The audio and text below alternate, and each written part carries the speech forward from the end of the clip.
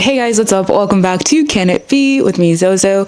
Today is Monday. It's actually a real Monday because here we had a holiday last Monday, so like it wasn't really the start. But today's Monday. I'm starting a new diet, so we're good. So you know it's a new season. Anyway, if anyone's interested, I'm gonna be vlogging it on my other YouTube channel, and I will be posting every week my progress. I just decided that right now, so what the heck?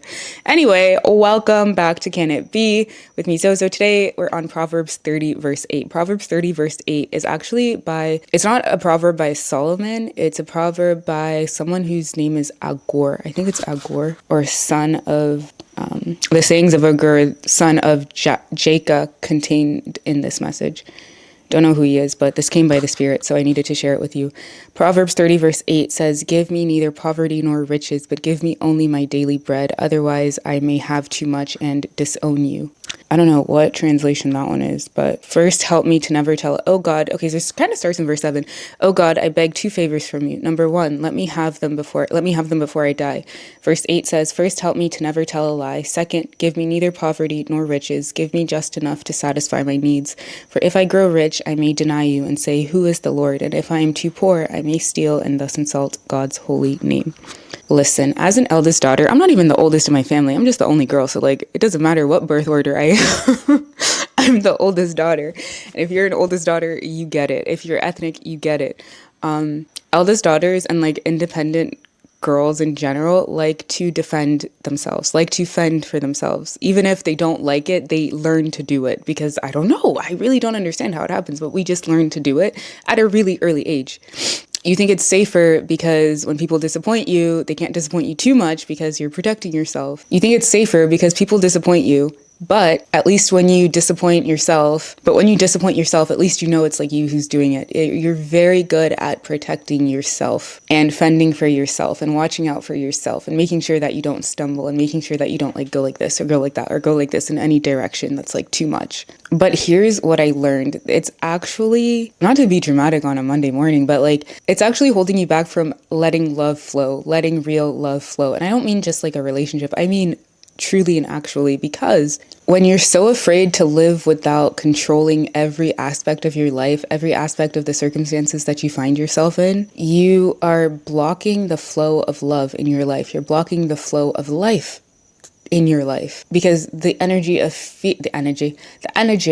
fear is greater than the energy of love and acceptance of the way that things are, kind of. Start training yourself to depend wholly on God. And I'm specifically speaking to I need to protect myself emotionally, physically, financially. I'm talking to you, I committee, okay? Like, you need to depend on God completely. It's not even the fact of like, I think you know that you need to depend on God, but like, you need to let yourself depend on God. For me, it was accepting and knowing that I don't hold tomorrow. I didn't create tomorrow. I don't know what's in it. But there's someone who did create tomorrow, and there's someone who knows what's in tomorrow. It was surrendering to the fact that I don't know tomorrow because I've never been there. Okay, I have no idea what's out there. I don't know what's up there. I don't know who's up there. I don't know what's up there.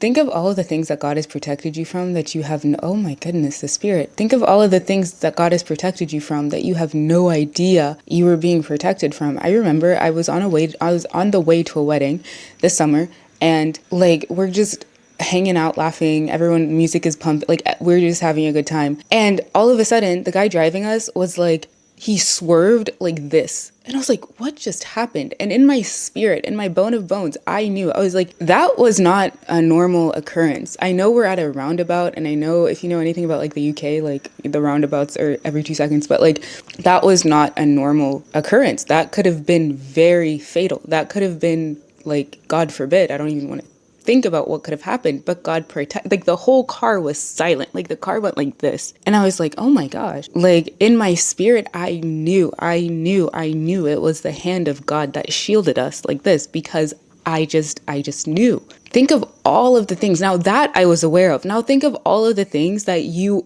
are not aware of God protecting you from every single day, every single week, every single month, every single year. Do you think that every threat to you and your well-being, you've seen it and you've preempted it and you've stopped it somehow by being aware of it? You aren't independent even if you think you're independent. It's to your best advantage to completely depend on God. Completely. And the thing is, it's easy to say and hard to do because of a lot of the emotional stuff that happens to eldest daughters and a lot of the emotional stuff that happens to just like people who've been hurt in the past or disappointed by people. But you have to just make the decision within yourself, like the woman with the issue of blood, and just say, I am going to depend on God completely. That is who I am. That is what we do. Soul, body, spirit, get into alignment because that's what we're on in this season, okay? We depend on God completely for everything, for the breath in my body, for the words in my mouth, for the things that I see, for everything. Release your need for control.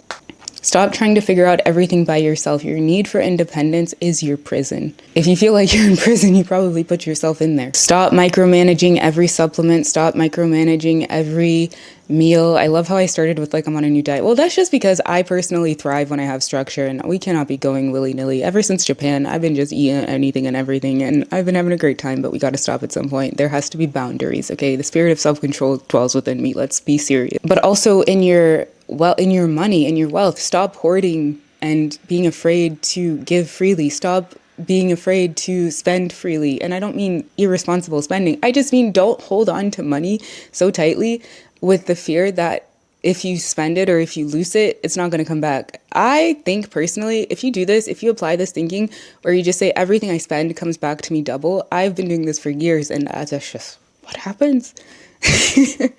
I haven't seen any evidence to the contrary. I am so generous. I just give, spend, buy people things. Like, I don't mind it because it's not my money. It's Daddy's money. It's my God's money. It's Jesus's money.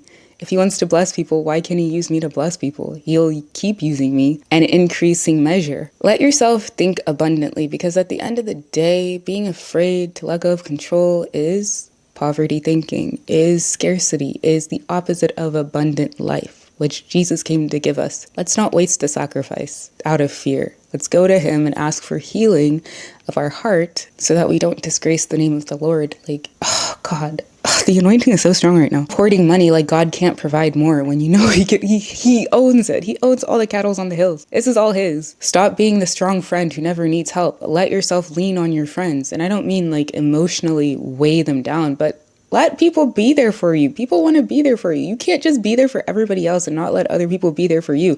That is unfair. You rob them of the opportunity to show the love of Christ. You could be going for a double situation in any relationship, whether it's romantic or platonic or business. Like, be of value to people. Let them be of value to you. You're blessing them. They're blessing you. The gospel presses on. You move on. Like, everything works. Let people show up for you. You deserve it. Like, don't let the past tell you what you deserve. You tell the past what God said you are to be, do, and have. In fact, don't even talk to the past. I don't know why we're in communication with it to begin with. Independence from God is dependence on yourself, and you're not that powerful. I'm sorry. Is that a Urus? Yeah. Okay. See you guys. What the heck?